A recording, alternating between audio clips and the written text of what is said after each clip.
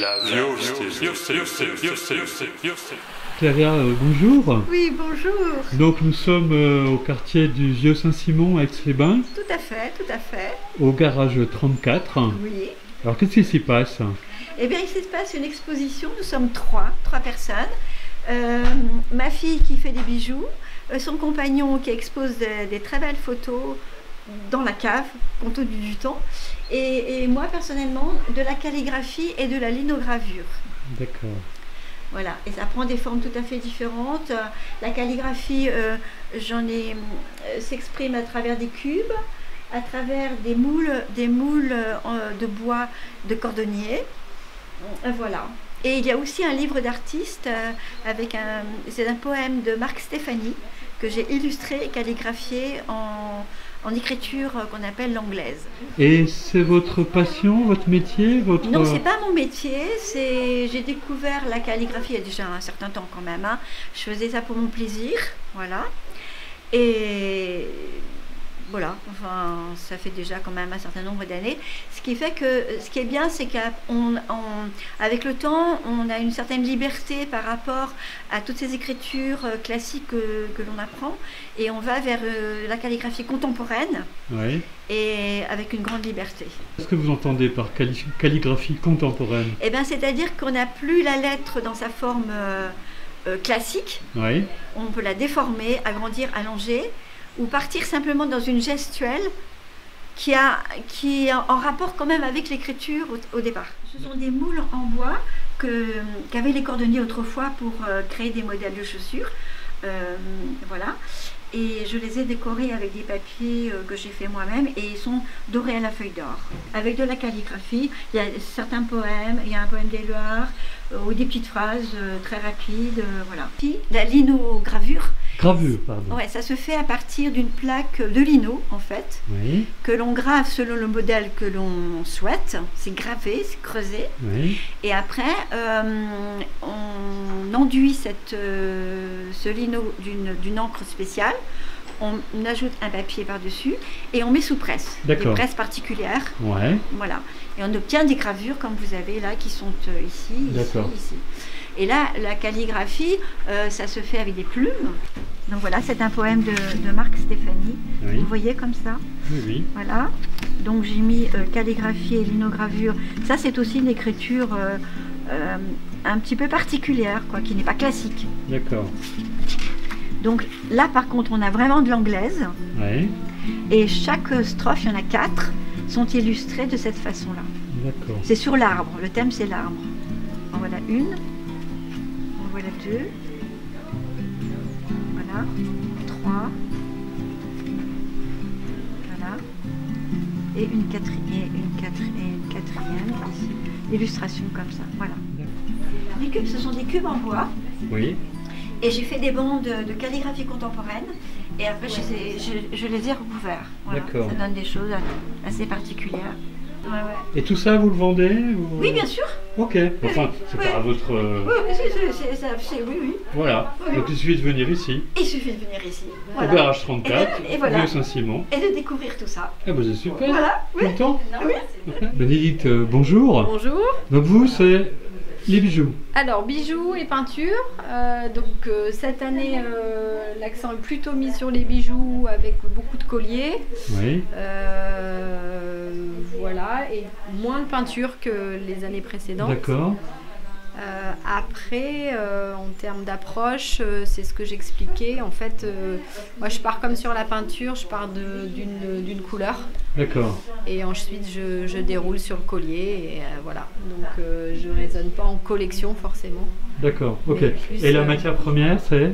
Alors c'est infini. Il y a du bois, de l'os, il y a des perles, certaines perles en pâte fimo. D'accord. La polymère que j'ai faite, de la nacre, énormément de matières différentes, du verre, métal, il y a tout. D'accord. Enfin, beaucoup de choses. Un petit peu de tissu aussi. Il y avait de la dentelle, mais le collier a été vendu. D'accord. d'autres. Et où est-ce qu'on peut trouver votre travail, éventuellement l'acheter si ça plaît? Alors pour l'instant, c'est uniquement en vente quand on fait des expositions. D'accord. Pour l'instant, j'ai pas Donc de... ici au garage 34. Voilà, au garage, Ouais. garage 34, j'ai pas de... Merci Bénédicte. Merci. Le énième jour, Dieu regretta d'avoir créé le ciel et la terre. Il voulut détruire son œuvre, mais elle était tombée dans le domaine public.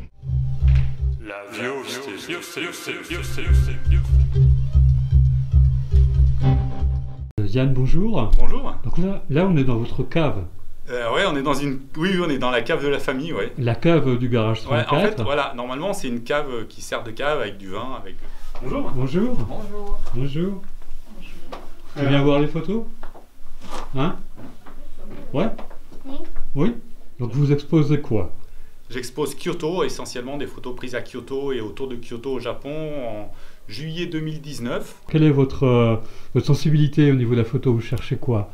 Alors, la photo, moi j'ai travaillé il y a de nombreuses années pour des magazines Ouais. professionnels. Notamment Magazine de voile, magazine d'aventure, magazine de mer. Donc c'est une exposition presque un petit peu opportuniste. Ouais. On va peut-être trouver plus de sensibilité. Plus de sensibilité, oui, Hein? certainement. Moins tape à l'œil. Moins réfléchi pour les autres. On va regarder tout ça. Oui, je vous en prie. Donc expliquez-moi là. Ça, c'est le mouvement du mur qui m'intéressait. Tiré dans un format qui fait 1m50. Oui, par qui est un 50 format centimètres. pas habituel. Voilà, qui est un format pas habituel pour rendre ce... Format de fresque. Hein. Oui, tout à fait. Et là, au fond, Alors ça, c'est une photo d'oiseau de paradis. Ça, cette photo, effectivement, n'est pas prise à Kyoto, donc c'est au Jardin botanique de Berlin. ouais. C'est presque une... L'idée, quand j'ai pris, c'était d'essayer de faire quelque chose qui est presque une peinture. Alors au fond, c'est un clin d'œil à la maîtresse des lieux, hein, à Clairière Coussé, Ouais. qui est calligraphe, peintre. Et en fait, c'est une divinité dans le plus grand temple bouddhiste de Nara au Japon, qui est D'accord. l'ancienne capitale impériale. Et en fait, cette divinité tient un pinceau, D'accord. avec dans l'autre main un rouleau d'écriture. Et Voilà, on est dans la calligraphie. Donc Ouais. là, on a quoi? Une là, c'est libellule? une libellule que j'ai eu la chance de prendre Donc ça, c'était dans le Jardin botanique de Kyoto. Les libellules étaient très très calmes ce jour-là, elles s'étaient D'accord. posées.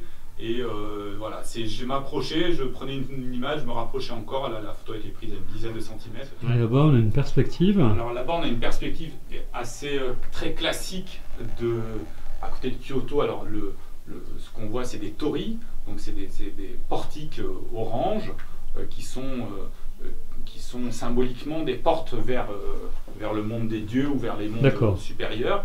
Et à cet endroit-là, sur une montagne sacrée qui est à côté de Kyoto, il y en a des centaines et des milliers. Et donc ça forme un véritable chemin Ouais. de pèlerinage qui monte vers un sanctuaire. Et puis ensuite on redescend. Mais quand on est dans nos cathédrales, on a aussi ces chemins Ouais. Et on vers avait Dieu. de la couleur. Et on avait de la couleur.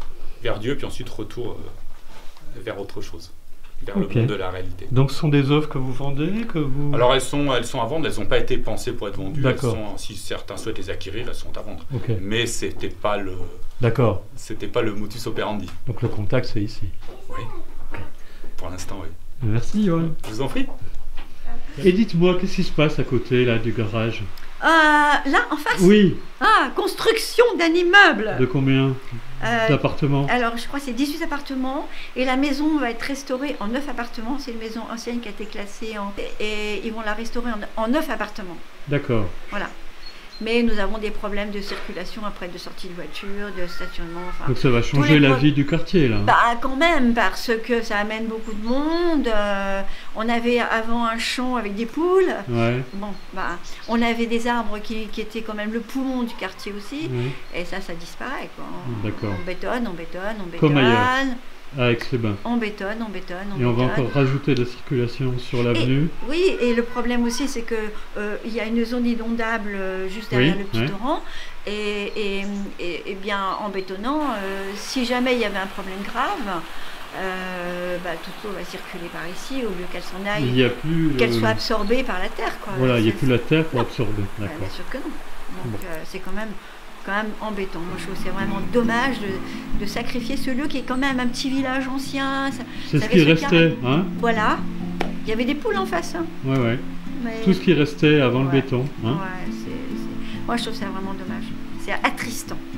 Attristant. Merci. Mais de rien. Ça fut un grand plaisir.